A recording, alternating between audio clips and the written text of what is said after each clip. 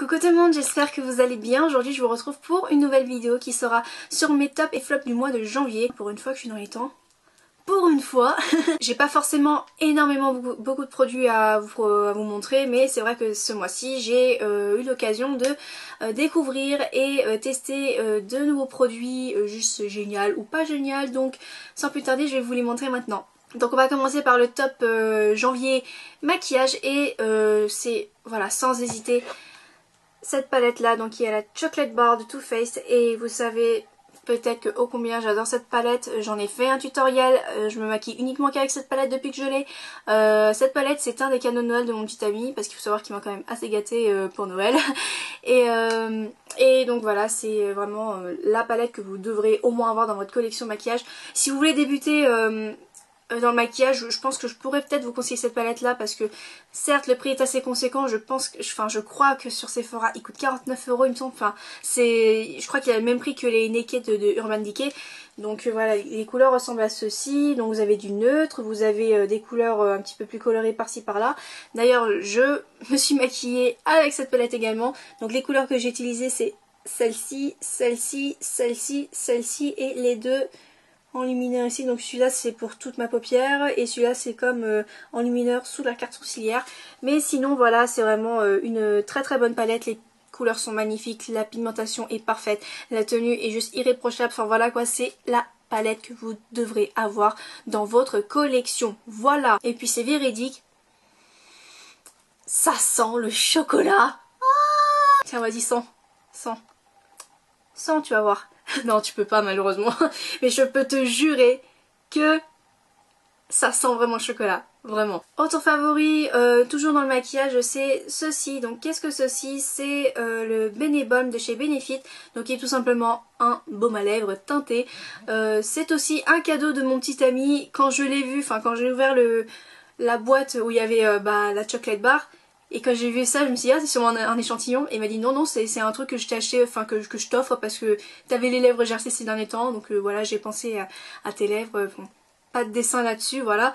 Et c'est vrai que pour moi, Benefit, c'est vraiment une marque qui coûte quand même assez cher, je dois l'avouer quand même. Le baume à lèvres, c'est juste un baume à lèvres tout con, je dirais. C'est juste, bah, il coûte 3 plombs parce que c'est le packaging et parce que c'est Benefit. Mais sinon... il hydrate super bien, il donne une petite teinte rouge très discrète qui colore très discrètement vos lèvres. Je dis beaucoup discrète ou discrètement je trouve. Voilà, donc niveau packaging c'est super mignon avec des motifs polka dot sur le bouchon comme vous pouvez le voir. Et voilà, c'est vraiment un très joli packaging. Donc comme je vous dis que c'est un baume à lèvres tout con, c'est vraiment, voilà, c'est un baume à lèvres rouge comme ça. Hein. C'est juste pour vous hydrater les lèvres tout en donnant une petite teinte, c'est rien d'extraordinaire. C'est juste parce que ça coûte très cher, parce que c'est du Benefit et parce qu'ils ont mis le prix sur le packaging, donc voilà. Mais sinon oui, je remercie mon petit ami de m'avoir offert ce baume à lèvres, parce que c'est vrai que le glisser dans le sac et en petite retouche comme ça, c'est pratique, oui. Autre favori du mois, c'est une nouveauté, enfin c'est peut-être pas une nouveauté pour vous mais pour moi c'en est une, c'est ceci. Donc qu'est-ce que ceci? C'est la Baby Skin Efface Pore Minute, donc c'est une base tout simplement et ça fait très longtemps que je n'ai plus utilisé de base. En fait pourquoi je me suis acheté une base ce mois-ci? Parce que je suis tombée malade, l'hiver c'est mon pire ennemi pour ma peau. Quand je dis c'est mon pire ennemi, c'est que principalement au niveau de mon front j'ai la peau qui craque, donc du coup quand je me maquille, surtout quand je mets du fond de teint, parce qu'en hiver je mets plus de fond de teint que de bébé crème en été, et bien on voit les résidus de peau qui craquent et tout, et ça fait dégueulasse. Donc du coup je me suis dit si j'hydrate bien ma peau et que j'utilise une base pour cacher tout ça, ça devrait le faire. Et effectivement et bien il remplit largement son travail. Je ne sais pas si ça se dit comme ça, mais vous m'avez compris. C'est vraiment une base super bien pour le prix que ça coûte. Donc voilà, non comédogène, tout ça, blablabla. Vous connaissez la chanson. Mais sinon ouais, c'est vraiment une très bonne base. Si vous voulez débuter dans le maquillage, vous pouvez vous offrir cette base là. Donc voilà, la petite noisette c'est la base et voilà, quand on l'étale, eh bien ça devient transparent. Enfin, c'est une base, donc il n'y a rien d'extraordinaire. C'est une base siliconée qui vous permettra de faire tenir votre fond de teint, votre bébé crème ou je ne sais quoi toute la journée. Et je vous garantis que votre teint tient toute la journée, voire même toute la soirée également, si vous avez une base comme ça. Faut toujours avoir une base dans votre collection de maquillage quand vous voulez maquiller votre teint. C'est toujours bien plutôt qu'avoir des craquelures de peau sur le front. Moi ça a été mon cas pendant tout ce mois-là. Et je suis très contente de l'avoir parce qu'au moins je n'avais plus toutes ces trucs dégueulasses sur le front, donc voilà. Voilà, en ce qui concerne les tops du maquillage, maintenant on va passer au flop maquillage. Et c'est vrai que y en a un qui m'a beaucoup déçue alors que j'entendais beaucoup de bien sur ce truc, c'est ceci. Alors vous allez dire putain il est minuscule, tu l'as quasiment fini, pourquoi il est dans tes flops? Parce que malheureusement quand j'achète un truc et que même si je sais qu'il est nul à chier, eh bien je le finis parce que je l'ai payé moi-même avec mon propre argent, donc je dois rentabiliser ça. Donc qu'est-ce que c'est? Ok, je ne sais plus parler. Donc qu'est-ce que c'est? C'est un crayon pour les sourcils de chez Maybelline. Comme vous pouvez le constater, je l'ai beaucoup utilisé parce qu'en fait à peine vous passez un coup de crayon, la mine elle a disparu. Le crayon est tellement gras que vous passez juste une ligne faites juste une ligne dans votre sourcil, la mine elle n'existe plus, c'est va falloir retailler. Et oui, je l'ai tellement taillé que du coup elle est limite inutilisable. Et puis comme je vous l'ai dit, le crayon il est extrêmement gras donc c'est super difficile à travailler, même s'il y a le goupillon ici pour retravailler vos traits etc. C'est vraiment ce crayon est vraiment inutilisable quoi. Et voilà, je suis très déçue de ce produit. J'ai un truc dans l'œil, c'est horrible. Ah putain. Ah, je vais pleurer. Et je suis toute blanche, ça m'énerve. Ça fait combien de temps que je parle? 7 minutes, ok. Autre flop, et ça c'est à la faute de mon frère, parce que mon frère a des problèmes, a une peau plutôt acnéique, et à force d'avoir ces boutons là, ça fait des creux dans son visage.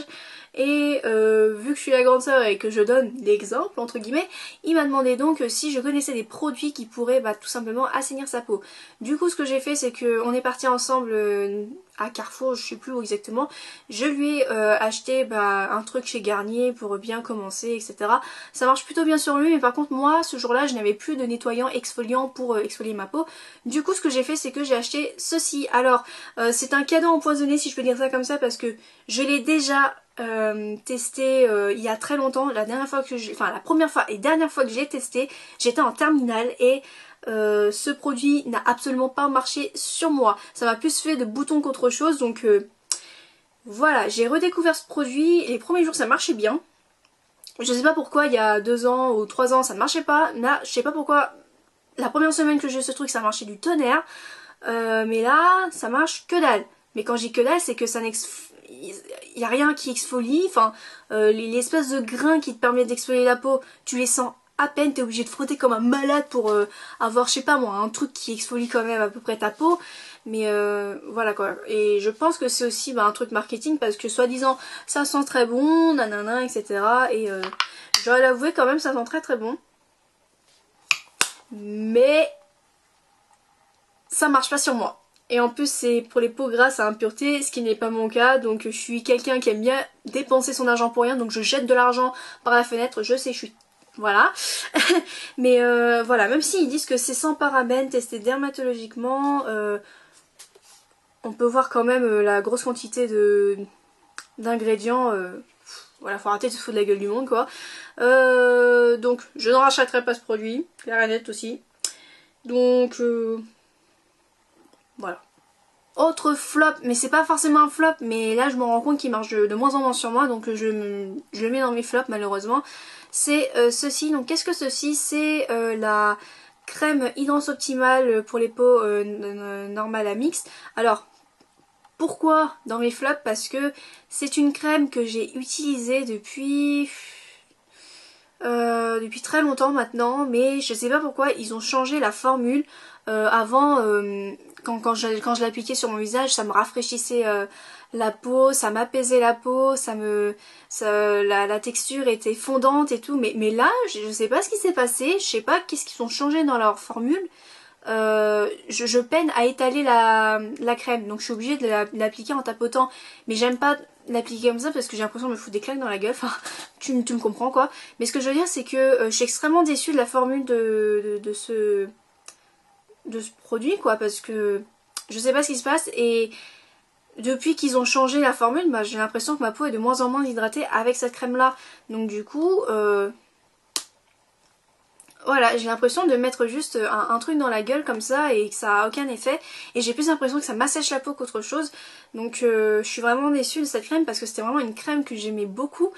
Et c'était aussi la seule crème parce que dans toutes les crèmes hydratantes pour le visage que j'ai pu tester jusqu'à maintenant, j'ai testé d'abord chez Yves Rocher, puis après chez Garnier, et puis là actuellement celle-là.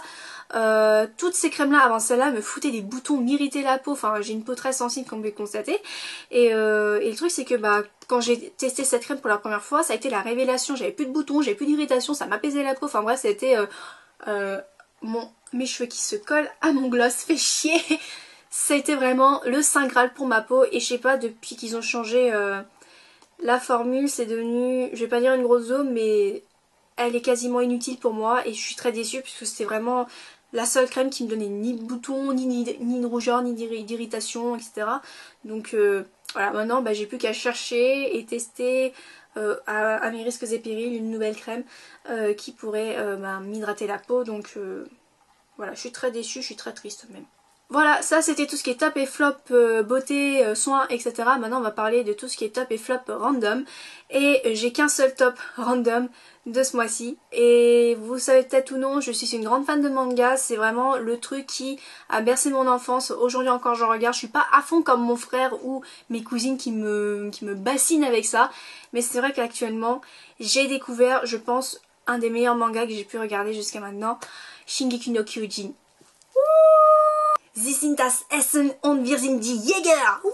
Alors, de quoi parle ce manga? En gros, on suit l'histoire de Eren Yeager, donc le personnage principal, et de ses deux amis, donc sa sœur adoptive Mikasa Ackerman et son meilleur ami, et le gars qui est super intelligent, je ne sais quoi, donc Armin Arlette. Donc on suit l'histoire de ces trois personnages-là qui vivent entre les murs pour se protéger des titans. Donc ces titans, les gens... Enfin des géants dont ils ont une tronche à faire peur. Quand je les vois, je suis limite gênée de voir leur gueule. Je suis à la fois terrifiée et gênée de voir leur tronche dès que je les vois dans un épisode. Donc après avoir vu sa mère se faire dévorer, là je viens de vous spoiler le premier épisode, je suis désolée, Eren se fait donc la promesse qui éradiquerait tous les titans du monde pour pouvoir explorer le monde extérieur avec ses amis, vu que c'est un de ses rêves. Et donc on va les suivre pendant leur entraînement dans l'armée et quand ils vont se battre contre les titans. Voilà, là j'en vous en dis pas plus, parce que sinon je vais vous spoiler tout le manga. Si vous voulez voir ce manga, c'est juste une tuerie, c'est vraiment, je crois que j'ai dévoré ce manga aussi rapidement que Once Upon a Time. Once Upon a Time a fallu un mois pour regarder toutes les saisons d'un coup et regarder les saisons petit à petit comme je fais aujourd'hui. Shingeki no Kyojin ou Attack on Titan ou en français l'Attaque des Titans. Je crois que j'ai dévoré en même pas une semaine. Voilà. Voilà, j'ai enchaîné les épisodes d'un coup, c'est juste... voilà. Non mais voilà quoi, c'est vraiment... c'est très rare de me voir regarder un manga aussi... à fond comme je suis actuellement, parce que comme je l'ai dit, je suis pas une grosse fan de manga comme mes cousins, mes cousines et mon frère. Faut vraiment que l'histoire me...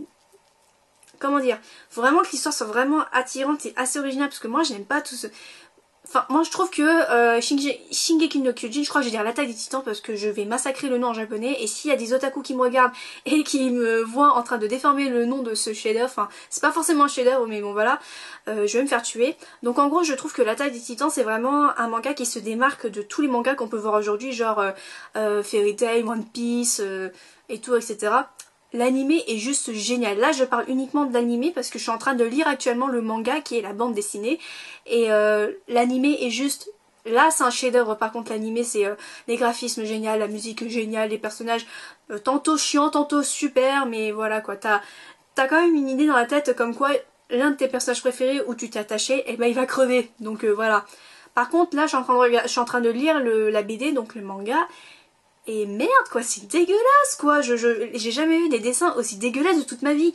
Je crois que je suis plus enfin je crois que c'est parce que je suis plus habituée à voir des dessins style Dragon Ball Z plutôt que voir des dessins comme ça. Ok, je pense que ce dessin un petit peu dégueulasse est fait c'est fait exprès pour bien exprimer l'horreur des titans, mais ce que je veux dire c'est que moi quand je vois les personnages dans la BD, merde quoi, c'est dégueulasse à regarder quoi. Donc si vous voulez voir un bon manga, je vous conseille vivement Attack on Titan, Shingeki no Kyojin ou l'Attaque des Titans, ce que vous voulez.